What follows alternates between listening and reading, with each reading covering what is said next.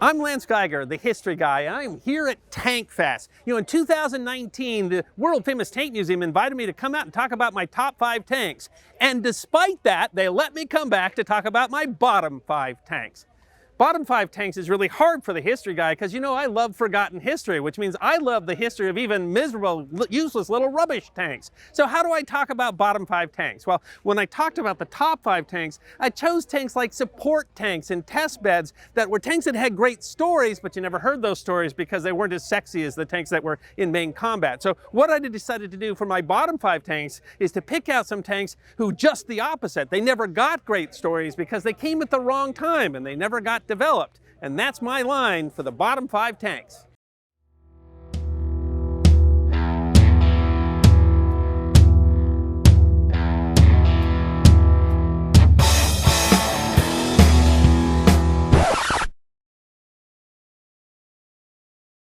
Please remember to like, subscribe or click the little notification bell if you don't want to miss out on these videos.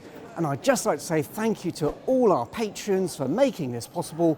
Please join them if you can. So the first tank, or rather number 5 on my list of bottom 5 tanks, is this, the L1E3 light amphibious tank. This was a product of the Vickers Corporation and the culmination of a project between the wars to develop amphibious tanks that could provide heavy weapon support for infantry that were, say, doing a contested river crossing. It's essentially a Vickers light tank that has pontoons strapped on the side so that it would float. And to be fair, there's an awful lot wrong with this tank. David Fletcher in his bottom 5 tanks called it rubbish, and it really is. And part of that has to do with the nature of amphibious tanks. For it to be able to float, it has to be relatively light, and for it to be useful as a tank, it has to be relatively heavy. So in terms of the important elements of armored combat, that is protection and mobility and firepower, the problem with the L1E3 is that it lacks everything. Its armor protection was only at its strongest 11 millimeters, which means that it could have been penetrated by heavy machine guns. It only carried a machine gun itself, and in terms of mobility, it apparently could float, but the problem with amphibious tanks is you can get them in the water, but unless you have a nice smooth beach on the other side, they have trouble getting over a lump to get out of the water, so this might have been swimming forever. But unlike David Fletcher, I didn't pick this in my bottom 5 tanks merely because it is clearly rubbish, but because this is an example of a tank that simply came at the wrong time. This prototype was developed in 1939, and of course in 1939 the British went to war with the Germans and they had much bigger fish to fry than this pathetic little guppy here. And what it means is they didn't even evaluate it. They simply said, we don't have time for this now, we're going to set it aside and do the evaluation after the war's over. And by the time the war was over, this was just so hopelessly outclassed and outdated that it wasn't even worth testing. And so we really don't know what this might have turned into. Amphibious tanks did find their niche in the Second World War, for example, in the Russian steppes where there's swamplands that weren't passable to normal tanks, or maybe in the Pacific. If this had come just a little bit earlier, it might have turned into something, well, I don't know, at least useful, but we'll never really know because it came out in 1939, which means we never got to test it. And as a guy that loves to tell stories of forgotten history, nothing is more painful because you can't tell a story when the story itself was never written. And that's why this is number 5 on my list of bottom 5 tanks. Number 4 on my list of bottom 5 tanks is this, the T-14. When the United States entered the war in 1941, the British and the Americans got together and they talked about where the priorities would be for new armor development. And one of the things that the British asked for was what would end up being called a heavy assault tank, or maybe a medium heavy tank. And that had to do with British tank doctrine. And with tanks, the 3 important elements are your protection, your mobility, and your firepower. And the way that the British had addressed that was to create different kinds of tanks.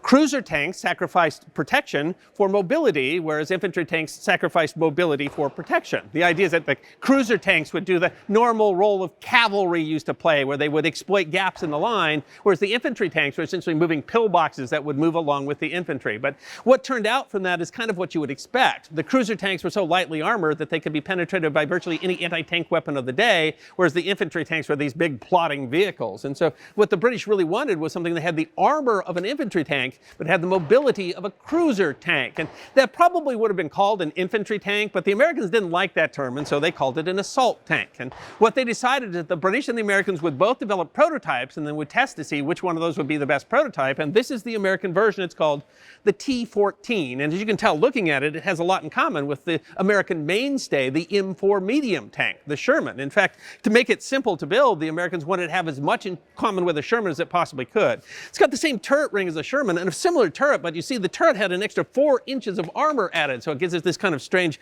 bulbous look.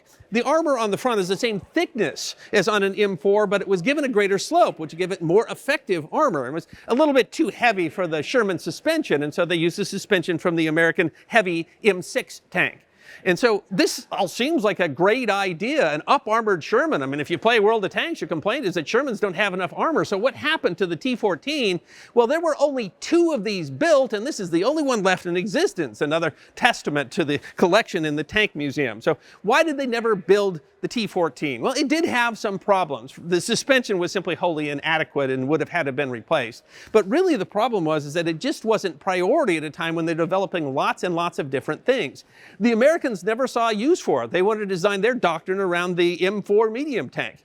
And the British, as they originally asked for this, eventually became satisfied with their new cruiser and their new infantry tank designs. The initial troubles that they had with the Churchill worked out pretty quickly, and they were happy with the Churchill tank, and so they never saw the need for it either. And so this is a very interesting design that could have been a very interesting tank, but it just turned out that by the time they got a prototype together, they didn't think that they needed it anymore. And so this is a tank that never got a story to tell, and that's why it is number 4 on my list of bottom 5 tanks.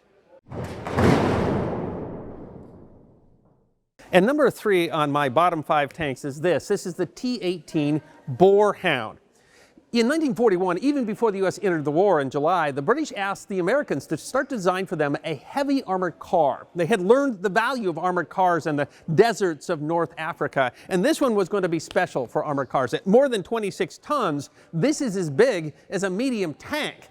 It originally would have mounted the 36-millimeter gun, but by the time they were going to put it in production, it moved up to the 57-millimeter gun, which was quite an effective gun in 1942. So unlike most of the armored cars that were being used in Africa, this wouldn't just be used for reconnaissance. This was big enough to brush aside the enemy reconnaissance vehicles and actually threaten the flanks of the enemy tanks. So what happened to the Boarhound? It seems like it's a really interesting idea, but really what happened is by 1942, so much was being built in the United States that there were production bottlenecks, and in this case it had to do with the transmission, but it meant that delivery was coming kind of slow. From an initial order of 2,500 by late 42, only 30 had been delivered, and the British decided to cancel the contract because it became clear that before they could deliver enough Boarhounds in enough numbers to make a difference, that part of the war would already be over. We were already driving Rommel back, and it didn't look like there were going to be any more of these wide open battles out in the desert.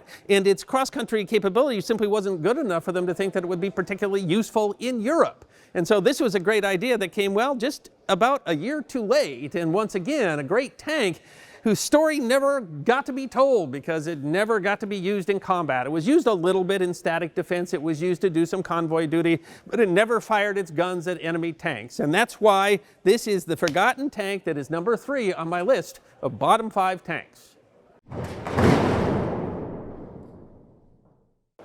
So number 2 on my bottom 5 tanks is the M103. And at first this doesn't look like it fits with the other tanks on my list. Unlike the other tanks, this was built in respectable numbers. There were about 300 made. Unlike the other tanks on the list, this saw some significant service. It served from 1957 to 1974. But still, this is on my list. The M103 is a massive heavy tank. It's 15 tons heavier than the contemporary M48.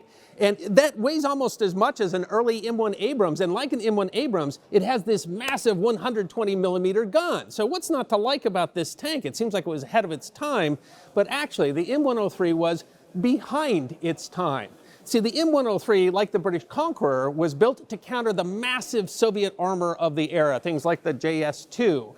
And the problem was, by the time the M103 was fielded, the Americans had decided that the next war would not be a slugfest, but would be a war of maneuver, and this was just too heavy a tank. They had moved to the main battle tank concept in the M60. And so even though we built 300 of these great M103s, they saw very little service. A few were deployed briefly to Europe, but they were never seen in combat, and they were never seen in war. Now, the other tanks on my list, the Tank Museum has the only example, but that's not true of the M103. There's almost 40 of these around. If you go around the United States, you can find them. And the reason is because it was barely used. The problem with the M103, which otherwise is just an awesome tank, what's not to like about this? The problem is this is the last of the heavy tanks as it ran into the era of the main battle tank. And so the mighty M103, built to be the master of the battlefield, never got on a battlefield at all. And that is why it is my number 2 bottom 5 tanks. And number 1 on my list of bottom 5 tanks is this, well, I don't know, this thing. This is part of a 1960s project by the British military to see what the future of warfare was going to be. And to give you an idea, it was called Project Prodigal. To give you an idea how experimental they were being, Project Prodigal included an attempt to build a flying car that would be used for reconnaissance. And obviously that didn't work out. So what this bit of Project Prodigal was the idea of a relatively light 20 to 30 ton tank that could be airdropped from a Beverly transport aircraft. And it includes all sorts of very experimental ideas. So for example, you'll see that the main gun here is fixed. Much like the Swedish S-tanks, this would have been entirely elevated and aimed using the hydraulics of the vehicle underneath. And that saved the weight of a turret. It would have had, although it never had mounted, something that they called ribbed armor that was supposed to disrupt anti-armor rounds, with the idea that this was going to have the armor equivalent of a main battle tank with half the weight. And all that was going to be done with a crew of just 2. And using some mock-ups, they found out that it was at least plausible that a tank this size could be delivered by the Beverly aircraft. So what happened to this interesting piece of equipment here? Well, not all crazy ideas work out. And essentially what this is a bunch of pie in the sky that never got baked. So this is a test bed. It's not even a prototype. It's a bunch of pieces that are put together to try to see how things work, and the bottom line is not much of it did. The only thing that was really taken out of it was an early version of a muzzle reference system, which makes your fire a little bit more accurate. This was really trying to see what the future was, and it turned out that this is the future that wasn't. In fact, this doesn't even have a name. This isn't a prototype. The Tank Museum simply calls it contentious. So when you talk about tanks that never got a story to tell, well, heck, this particular story, the main character didn't even get a name, and that's why it pretty much had to be my number 1 bottom 5 tank.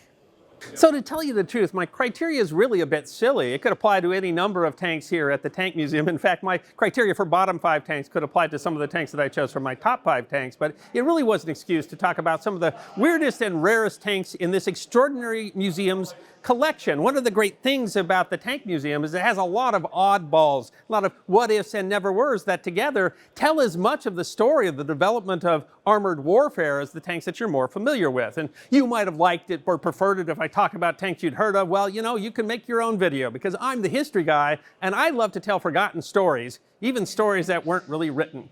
Hope you enjoyed my version of bottom 5 tanks. Make sure and support the Tank Museum. Subscribe to the Tank Museum's YouTube channel and their Patreon channel, and check out the History Guy on YouTube as well.